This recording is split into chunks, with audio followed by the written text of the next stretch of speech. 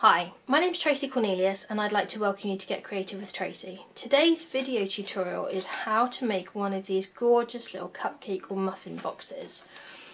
To start with, you will need a sheet of 12 by 12. I'm using the double-sided designer series paper from the Twitter Pated designs. The one that I'm actually doing for this one is going to be more of a male colour scheme. Whereas, as you can see, this one is a bit more feminine, but again that one's using the Twitter Pated designer series paper. So first of all, I'm going to be bringing in my Simply Scored board. Now I like to score on the back of mine, so just flipping it over, you will need to score your 12 by 12 sheet at 4 inches and then again at 8 inches. It might be a little bit difficult, especially with this particular design, to see the score lines on the paper. But just flip the paper again 90 degrees and do exactly the same again. So you're doing 4 and then again at 8.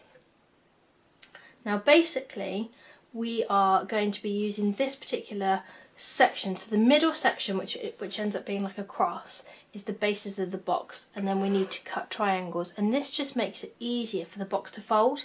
So just to give you an idea, I've gone ahead and done a couple of steps just so I can explain to you what I mean. So if I fold this one out flat, you'll see that we've got our centre section, and these are the bits that we're going to be cutting off. Now, because to make it a little bit stronger, we've got a little flap that we're folding over. So there are two different ways you can do the next step. You could either just score it at ½ inch down at the centre sections, or you can just go straight down. I find it a lot easier just to go straight down ½ inch all the way around, and then I'll be cutting little bits off later. So ½ inch on all 4 sides. You could use your stamping trimmer for this, but when it comes to doing boxes or a lot of scoring, I just find it so much easier to use the Simply Scored board, because finding the measurements are a doddle basically. Right, now if I put this to the light, hopefully you might be able to see some of those score lines. So for me, the easiest way that I have found to do the next stage is to go ahead and make some little cuts, again using our centre section, so where we've got the cross, and all you're going to do is snip until the first score line. And the reason for this is when we fold over these sections and adhere them down, it's much easier to see where you need to be cutting. So here would be our first one, and then that just means that we've got a bit more of a contrast, so hence why I say it makes it easier. So again, you want to do this on the centre sections all the way around up to the first score line. So just make the little snips all the way around.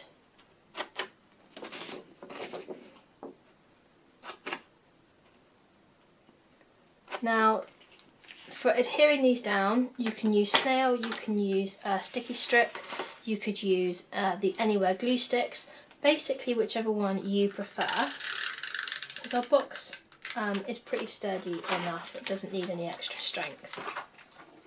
I'm just going to use the bone folder just to make sure that I've stuck that down really well. And I'm adhering down all the 4 sections.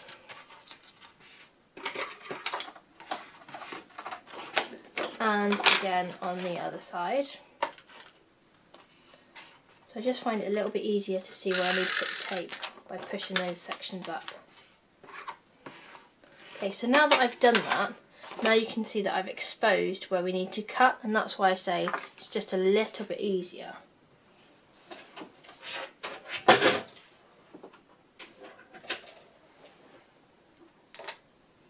So I'm just bringing in the stamping trimmer,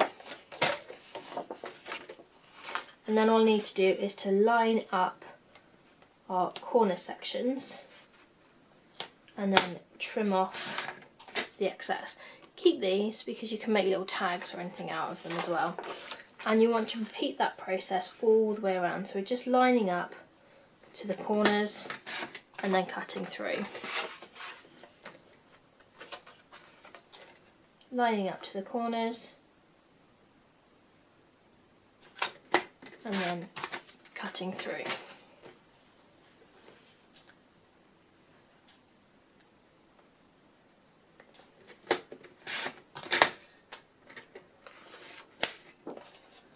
Once you've done that, you can burnish the sides a little bit more, all the way around.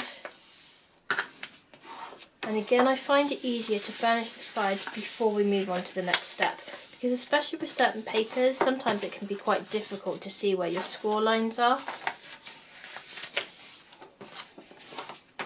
Okay, so now that I've burnished those, the next step is to score a line from the corner all the way out. And to do this, I'm going to use our Simply Scored board again, but this time I'm going to be using our diagonal plate. So just to give you an idea, there is a little arrow, and then that means that you can pop it into the right place. Just make sure that you butt it up to the top and to the side.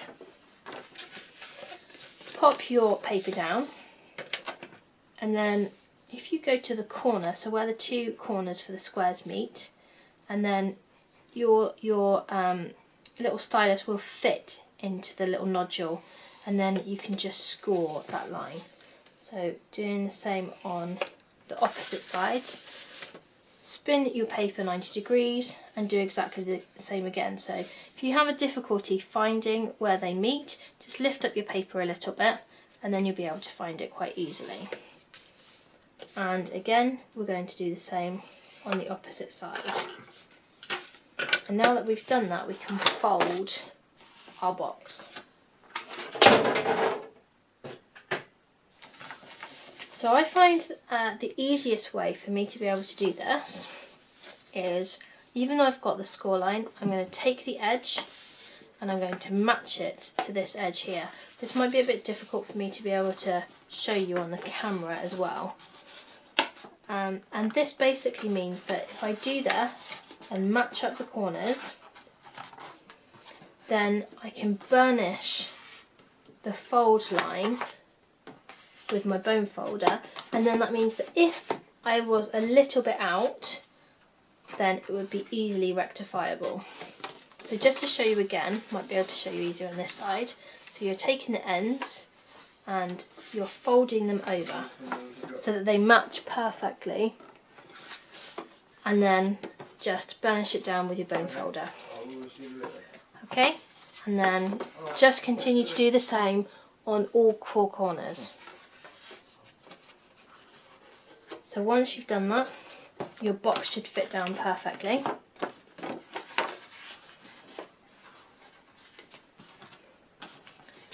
And there we go, we've got the basis of our box. Now I'm a bit of a stickler for finishing touches, and the first one that I made I left in this way, but just because of the way that I happen to be, these sections really bugged me. So I've gone ahead and I've cut some panels. Now these measure 3 7/8 by 3.5 inches, and they will fit into the panels. But I've made them 1/8 of an inch smaller than the width, just so that the box can still fold. Now you could do one of two things. You could either have them with the opposite pattern so that you've got a contrast, or you can have them matching.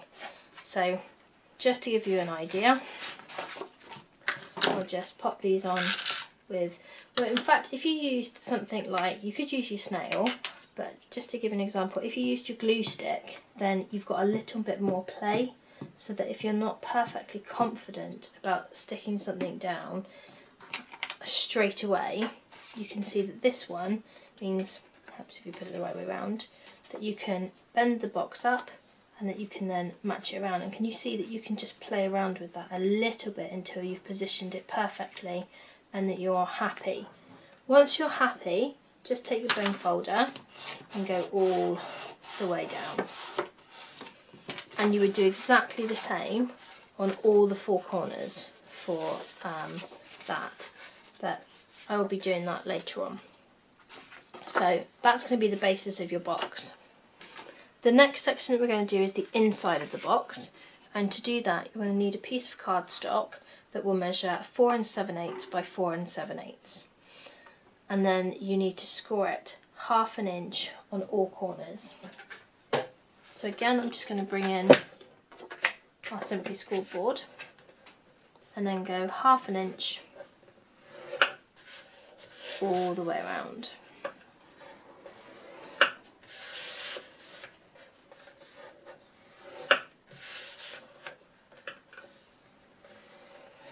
Now before you stick any of the sides down to make this to stand up, you will want to cut a hole for your cupcake to go. So you've got a number of different options for this. If you've got one of the cupcakes such as this size, then the 2 3/4 inch circle punch would be ideal. It would also be ideal if I had one. That's actually on my wish list. So the other thing that you could do is you could create a template. This one's not absolutely perfect, but it's as best as I can get a circle at this point in time. And then I'm just going to do this on the back. Line it all up and then you can draw your circle. The other option that you would have is that you could also use your 2 3/4 inch scallop punch, which I actually do have one of those, and this is how I created this circle. So you would pop it in, making sure that you went halfway, which is what I did there, and then I just cut off the excess, and that's how I created the circle. So either way that you want to do yours, that's fine. Mine obviously, because I've been doing this a couple of times and I've used this as a template, I've got too many fold lines here, but just for quickness of the video I'm going to use this one of sticking it together. Now how you want to stick your sides is entirely up to you. You could make a little snip so that you've got like a triangle and then adhere it. I'm just going to make little snips for the little squares. Again, you could be using sticky strip for this, or you can use snail, or if you're using Tombow, you will need to hold it in place for a little while for it to dry. So I will use the sticky strip. Just line up the sides and then pop that one in.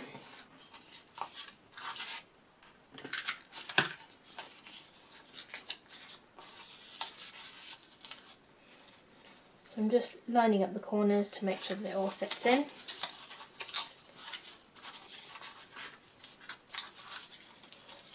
And then add the the snail adhesive.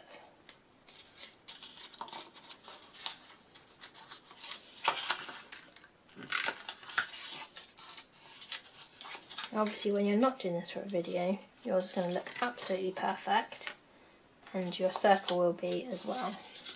But basically this would then fit in and your cupcake would go over the top and your box would fold up like so. Now the other advantage to this is that because you've got the insert, it also holds the flap back, so you don't need to worry that if you've got one that's been heavily iced, you know, it's not going to get ruined by the side edges. Okay, so now we need to move on to our lid, and to do that you take a 6x6 piece, so I'm going to be using the opposite side so that I've got a contrast for the box, and you need to score it 1 inch all the way around. So just for quickness, you've already seen about scoring, I've gone ahead and done that. So our next stage would be to create a little window.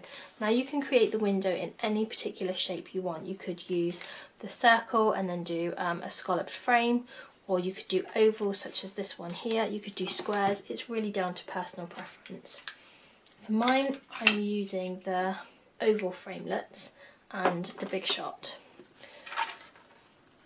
So I'm going to be taking the second oval and then positioning this into the centre. I always hold mine down with little post-it notes because then it just makes it easier. As a little tip, just fold the edges in, and now you will be able to position this perfectly in the centre, because like I said, sometimes on some patterned papers it's really quite hard to be able to see where the score lines are. So again, just holding that into place so I can pop the little post-it notes on. Now I can go and fold it out flat.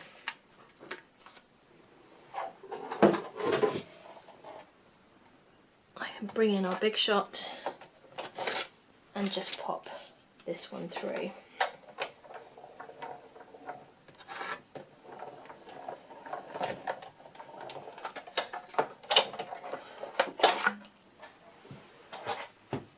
Once you've done that, you can see that mine's well loved. Just remove the little post-its. You can keep these because you can just reuse them every time.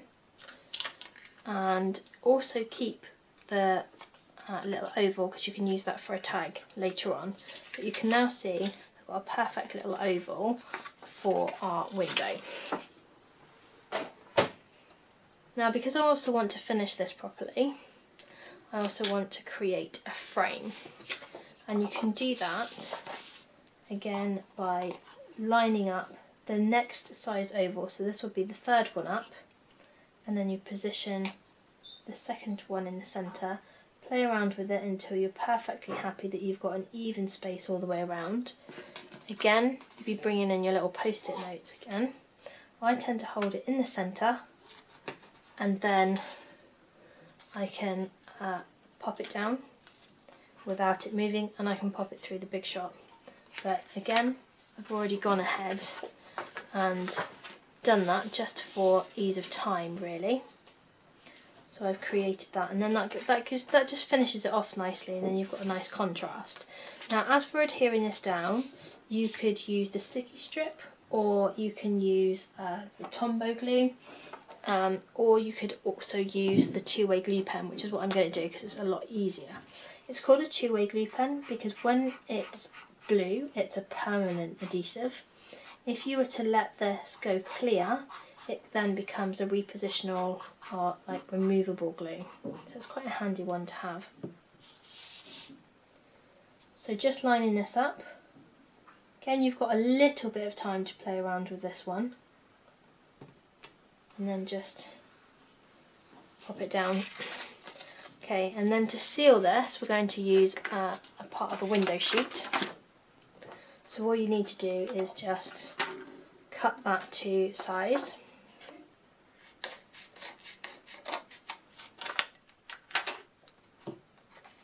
And then that can be adhered to the inside. Now again, it's down to personal preference as to what kind of adhesive that you would like to use for that. And I was organised earlier and had glue dots. There they are. So I find glue dots work perfectly for this. So I can just pop them on. If you're doing a really small piece, then just popping the glue dots at the four corners will suffice. But if you're doing a slightly larger piece, I always find that putting a couple in the longer edges in the middle also helps just to keep it in place nicely. Okay, so we've now got our little window as well. Again, just to finish our lid off, we need to make the snips so that we can adhere it into place.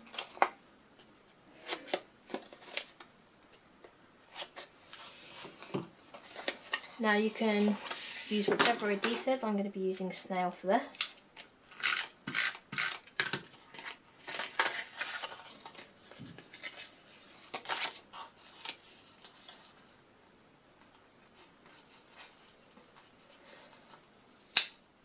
Just line up the corners with the edge and then press into place. Now you might find it easier just to go ahead and add all the snail while it's still flat, and then pop it all together. If you're not very confident, I would recommend using Tombow, because then you've got a little bit more time to play around with it. But like I said, you would need to hold it into place while it's drying, just so that it doesn't then pop open again. Okay, so there's our little lid. So just bringing in our partially done box. Now that means that this just then fits over the top. How cute is that? And then you can make the little labels from the leftover pieces that you have. So just to give you an example, because this one is finished, I also tied a little bit of ribbon on, and then I adhered the tag on to the ribbon just using a glue dot. But this one will give you an idea, because I have gone ahead and I popped all 4 sides on, but I did it in contrasting. I could have done it to match the green, but I wanted to do it in the floral pattern. So I've got a bit of icing on the side. So again, I'm just going to pop it together with the lid on.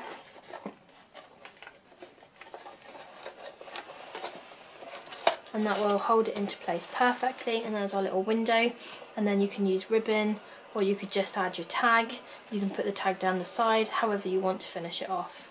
But there you go, there's a little cupcake box, and the only thing that you would need to do differently as to the size of the cupcake that you're using is the middle section that you've got here. If you're using the tiny little cupcakes, then you could use a smaller circle punch.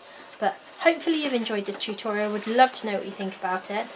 There are a number of other tutorials on my website, so please do visit and let me know what you think. Thanks very much. Bye.